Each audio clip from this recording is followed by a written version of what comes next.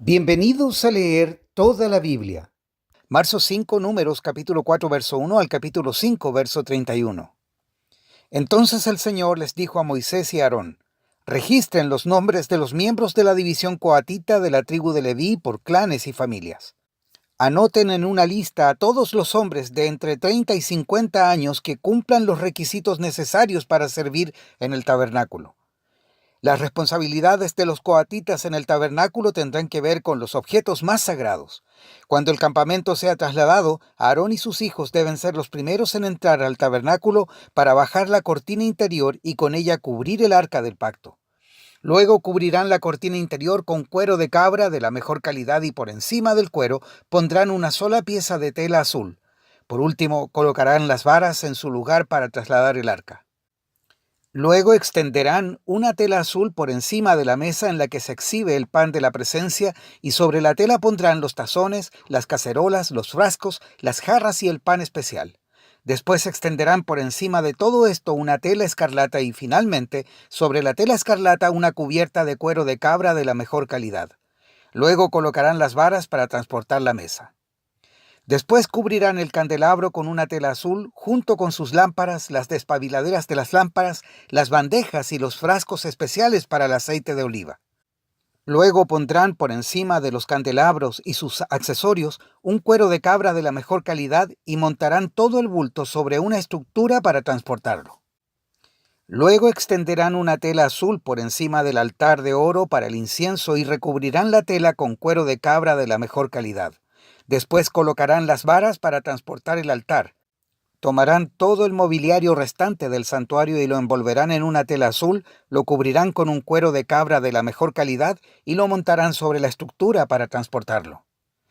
Quitarán las cenizas del altar para los sacrificios y lo cubrirán con una tela púrpura. Colocarán todos los utensilios del altar, los braseros, los tenedores para la carne, las palas, los tazones y todos los recipientes sobre la tela y los cubrirán con un cuero de cabra de la mejor calidad. Finalmente colocarán en su sitio las varas para transportarlo. El campamento estará listo para trasladarse cuando Aarón y sus hijos hayan terminado de cubrir el santuario y todos los objetos sagrados. Entonces los coatitas vendrán y transportarán todo esto al siguiente destino, pero no deberán tocar los objetos sagrados, pues morirán. Así que estos son los artículos del tabernáculo que los coatitas deben transportar. Eleazar, hijo del sacerdote Aarón, será responsable del aceite del candelabro, el incienso aromático, la ofrenda diaria del grano y el aceite de la unción. Es más, Eleazar será responsable de todo el tabernáculo y de todo lo que hay en él, incluso del santuario y su mobiliario. Entonces el Señor les dijo a Moisés y a Aarón: no permitan que los clanes de Coat lleguen a ser exterminados de entre los levitas. Hagan lo siguiente para que ellos no mueran cuando se acerquen a los objetos más sagrados. Aarón y sus hijos siempre deben entrar con los coatitas y se le asignará a cada uno lo que deba hacer o cargar. Los coatitas jamás deben entrar en el santuario a mirar los objetos sagrados ni por un instante, si no, morirán.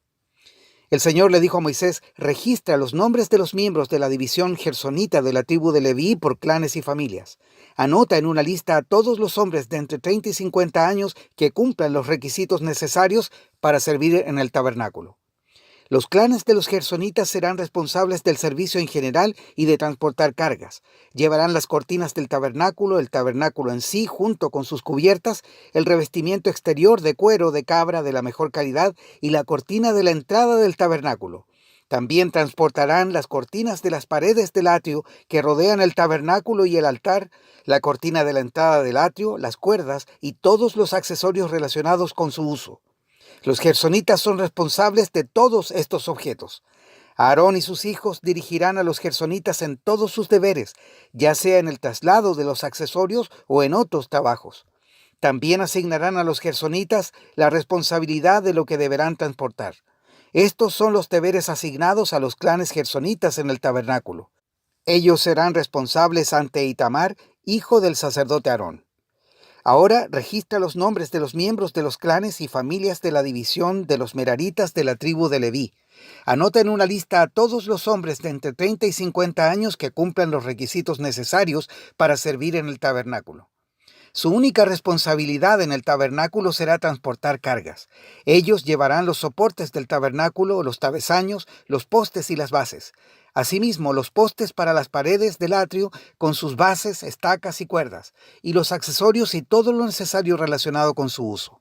Asígnale a cada hombre por nombre lo que debe transportar. Estos son los deberes de los clanes meraritas en el tabernáculo. Ellos son responsables ante Itamar, hijo del sacerdote Aarón. Así que Moisés, Aarón y los demás jefes de la comunidad anotaron en una lista a los miembros de la división coatita por sus clanes y familias.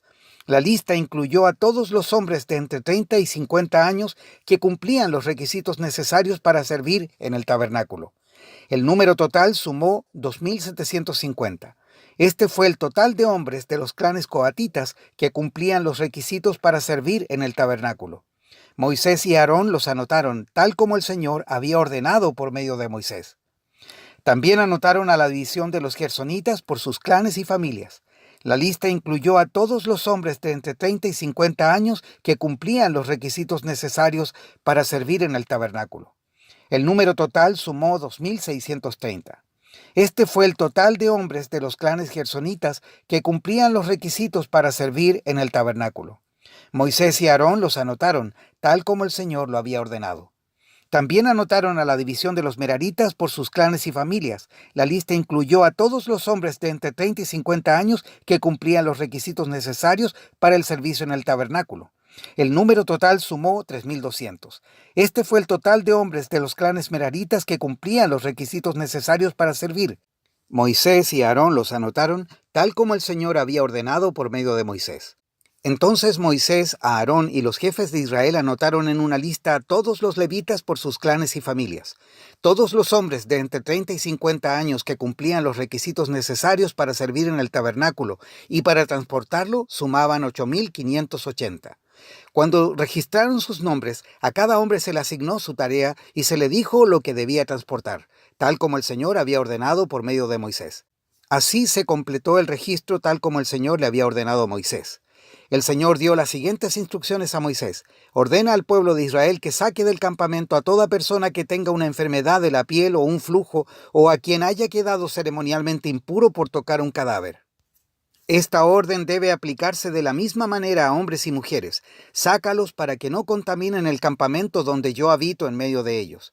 Entonces los israelitas hicieron lo que el Señor le había ordenado a Moisés y sacaron a tales personas del campamento.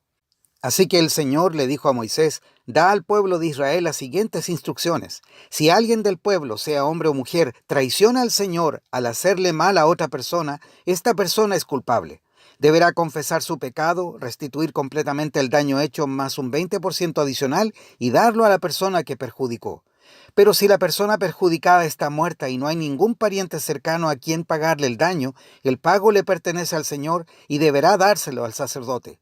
Además, el culpable llevará un carnero como sacrificio por el pecado y será purificado y hecho justo ante el Señor. Todas las ofrendas sagradas que los israelitas lleven a un sacerdote pertenecen a él. Cada sacerdote puede quedarse con todos los donativos sagrados que reciba. El Señor le dijo a Moisés: da al pueblo de Israel las siguientes instrucciones. Supongamos que la esposa de un hombre se descarría y le es infiel a su marido y tiene relaciones sexuales con otro hombre sin que lo sepa su esposo ni nadie más. Ella se contaminó aunque no hubo testigos y no fue sorprendida en el acto. Si su esposo siente celos y sospecha de ella y necesita saber si ella se ha contaminado o no, el esposo debe llevarla al sacerdote. También presentará por ella una ofrenda de 2 kilos de harina de cebada. No debe mezclarse con aceite de oliva ni incienso, porque se trata de una ofrenda de celos para demostrar si ella es o no culpable. Entonces el sacerdote la presentará delante del Señor para que sea juzgada. Pondrá un poco de agua santa en un recipiente de barro y mezclará polvo que tomó del piso del tabernáculo.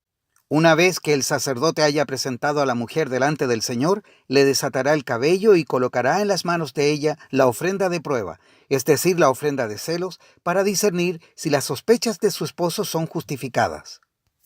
El sacerdote se pondrá frente a ella y sostendrá el recipiente de agua amarga que trae una maldición para quienes son culpables.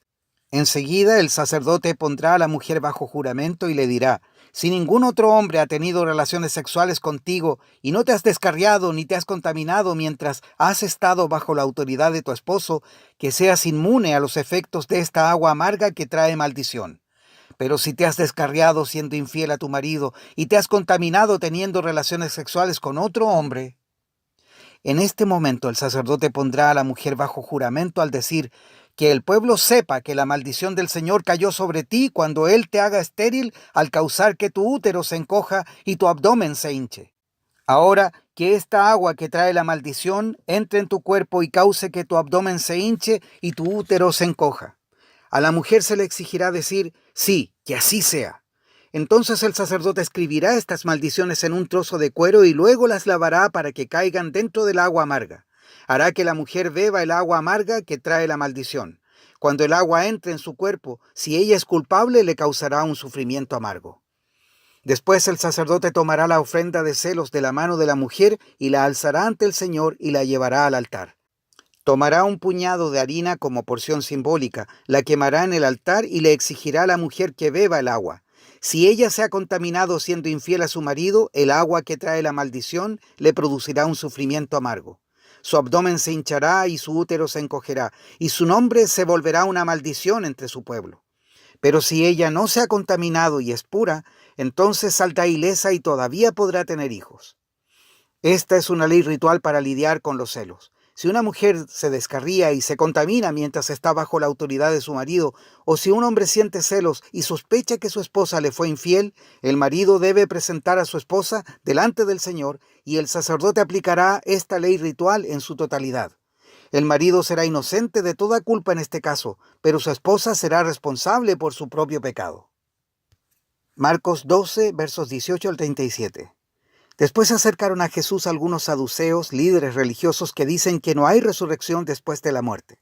Le plantearon la siguiente pregunta. Maestro, Moisés nos dio una ley que dice que si un hombre muere y deja una esposa sin hijos, su hermano debe casarse con la viuda y darle un hijo para que el nombre del hermano continúe.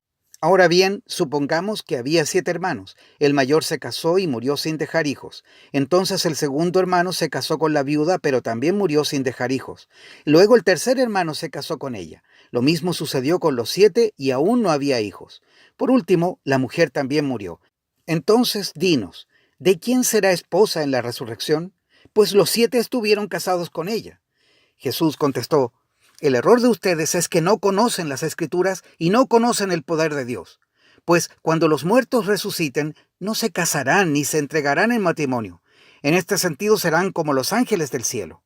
Ahora bien, en cuanto a si los muertos resucitarán, ¿nunca han leído acerca de esto en los escritos de Moisés, en la historia de la zarza que ardía? Mucho después de que Abraham, Isaac y Jacob murieron, Dios le dijo a Moisés, yo soy el Dios de Abraham, el Dios de Isaac y el Dios de Jacob. Por lo tanto, Él es Dios de los que están vivos, no de los muertos. Ustedes han cometido un grave error. Uno de los maestros de la ley religiosa estaba allí escuchando el debate. Se dio cuenta de que Jesús había contestado bien, entonces le preguntó, ¿de todos los mandamientos, cuál es el más importante? Jesús contestó, el mandamiento más importante es, escucha, oh Israel, el Señor nuestro Dios es el único Señor. Amarás al Señor tu Dios con todo tu corazón, con toda tu alma, con toda tu mente y con todas tus fuerzas. El segundo es igualmente importante. Amarás a tu prójimo como a ti mismo. Ningún otro mandamiento es más importante que estos. El maestro de la ley religiosa respondió, bien dicho, maestro. Has hablado la verdad al decir que hay solo un Dios y ningún otro. Además, yo sé que es importante amarlo con todo mi corazón y todo mi entendimiento y todas mis fuerzas y amar a mi prójimo como a mí mismo. Esto es más importante que presentar todas las ofrendas quemadas y sacrificios exigidos en la ley. Al ver cuánto entendía el hombre, Jesús le dijo, no estás lejos del reino de Dios. Y a partir de entonces nadie se atrevió a hacerle más preguntas. Tiempo después Jesús estaba enseñando al pueblo en el templo y preguntó, ¿por qué afirman los maestros de la ley religiosa que el Mesías es hijo de David? Pues el propio David, mientras hablaba bajo la inspiración del Espíritu Santo, dijo, el Señor le dijo a mi Señor, siéntate en el lugar de honor a mi derecha, hasta que humille a tus enemigos y los ponga por debajo de tus pies. Ya que David mismo llamó al Mesías mi Señor, ¿cómo es posible que el Mesías sea su hijo? La gran multitud se deleitaba al escucharlo. Salmos 48, versos 1 al 14.